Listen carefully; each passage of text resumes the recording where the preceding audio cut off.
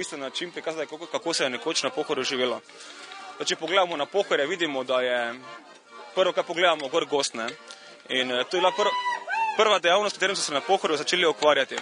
Ko so se nekoč nemški veleposestniki preseljevali v Slovenijo, so vse slovenske kmete, ki so živeli na ravnini, preselili gor na Pohorje, pa so tile začeli pač koristiti Pohorje, les.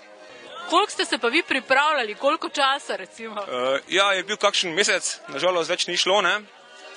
Poskušali smo, koliko se je dalo izvedeti v Pohorju, vendar moram povedati, da je zelo malo virov, kar mislim, da je zelo škoda, ker je Pohorje en tak največja slovenska hrib, ki počasi izumira, ne, tradicija, ki se je na Pohorju odvijala.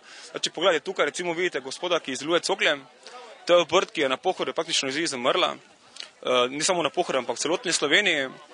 Ko ljudje pomislijo na cokle, avtomatsko pomislijo na Nizozemsko, ampak dejansko se je to dogajalo tudi v Sloveniji. Ljudje na hribu niso imeli dostopa do mesta, kjer si lahko čelje kupovali in so si pač bili prisiljeni izdelovati obuvala sami. Kako pa ste si razdelili sicer vloge, študenti sami? Jaz sem poskušal pač kot vodja skupine pač najbolj karaktera primerno vloge razdeliti, ne. Mi tu predstavljamo tipično pohorsko družino, ki je sestavljala 6 do 7 članov, ne.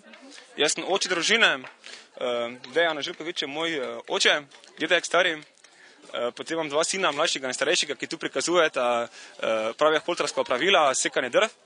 Imam ženo, ki plete košare, staro mamo, ki se spozna na zelišča, kajti nekoč so bilo zelo pomembno zeliščarsko znanje, ker ljudje niso hodili k zdravniku, in pa mlajšo hčerko, ki tam lušči košora. Vidim, da so v skupini tudi prav starejše gospe, kako ste pa do njih prišli? V bistvu imamo v skupini eno Pohor kot punco, ki je Petra Podgrašek, ki je moja hčerka in je pač svojo babico in teto povabila, da so nam pridružili.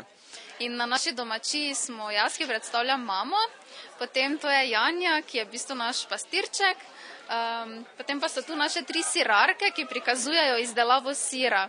In sicer Tamara meša skisano mleko v tem velikem kotlu, da ga na manjše kose zdrobi, da olajša delo pač Nuši, ona pa nadaljuje postopek in skozi to gazo oziroma prt odcedi te kose dobro, da odteče čim več tekočine, ki je sirotka, da potem ostane čim več suhe mase. In ta suha masa gre potem dalje v obdelavo, da se dodajo začimbe, to pa je kumina, rdeča paprika, sol, poper in tako nastanejo sireki. Sireki so pa v bistvu posebnost tega dela Slovenije. V originalu so se mogli dolgo sušiti, tudi po 2 tedna, da so res bili suhi in so bili tudi na tak način dolgo obstojni, da so jih tudi vojaki zraven jemali na pot in jih tudi tu v prirejeni obliki jih predstavljamo. Imamo tudi pravo sirotko. Koliko časa ste pripravljali to in ali ste se že prej ukvarjali, kdaj tudi z izdelavo sira?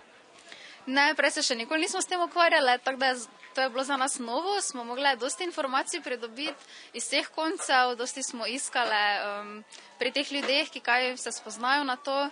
Dosti nam je pomagal en gospod iz Ribnice, ki nam je tudi ves ta material posodil, ko ima muzej, Grubelnik.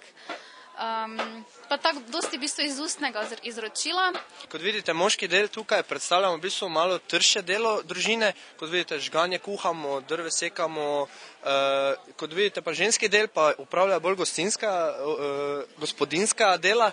Ljupijo jabolka, mesijo kruh za jesti, da bomo dobro jedli ob tem, ne. Koliko pa je kdo iz vaše skupine se v življenju že kdaj ukvarjal s temi stvarmi, ki jih danes predstavljate?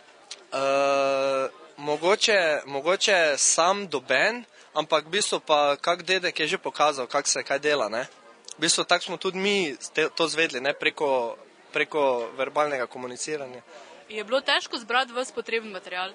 V bistvu ne, ker smo imeli to doma, večino, ne, je res bilo, nekaj smo si mogli sposoditi preko donatorja, ampak je bilo ni bilo precej težko. Pa si recimo predstavljaš, da bi živel v tem času, ko se je delalo tako, kot zdaj danes tu prikazujete? Ja, mislim, da smo zdaj mladi bolj navajeni na moderni svet, ampak tudi v teh časih niso kaj ekstra bili trpeli, ne.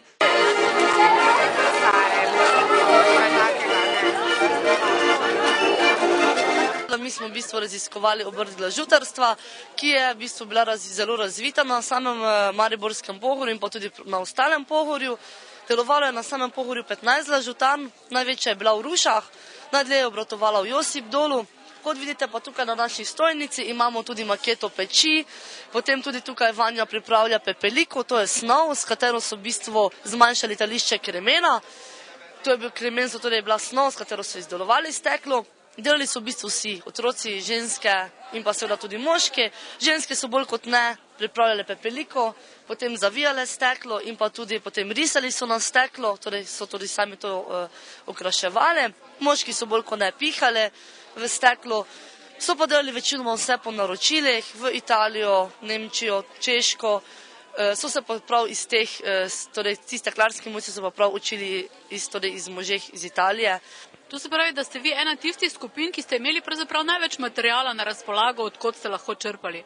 Ja, materijala je bilo v začetku, seveda se nismo tako iznašli, ampak potem smo tudi v Mariborskem muzeju našli veliko materijala. Potem tudi gospod iz Josip dola nam je sam tudi veliko informacij dal, tako da informacij je bilo v bistvu nam na razpolago kar veliko. In predstavljamo šport vse od 19. stoletja pa do danes. Se pravi, pri nas lahko vidite lesene stare smuči, potem velikanske dvometrske sulice in nove tekmovalne carving smuči. Na stojnici se predstavlja tudi pležuhar in izdelovalec starih smuči.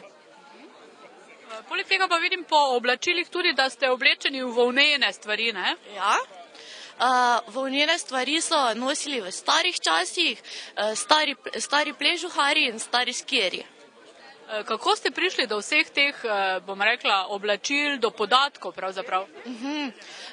V knjižnici, predvsem po knjigah in pa od babic, prababic, smo se pozanimali tudi na domačijah, na Pohorju. Pa si znate predstavljati, recimo, da bi v tistih časih živeli oziroma smučali s temi smučkami? Joj, ne vem, težko, verjetno, pa predvsem po mojih je zeblo in premočila jim je oprema, ne?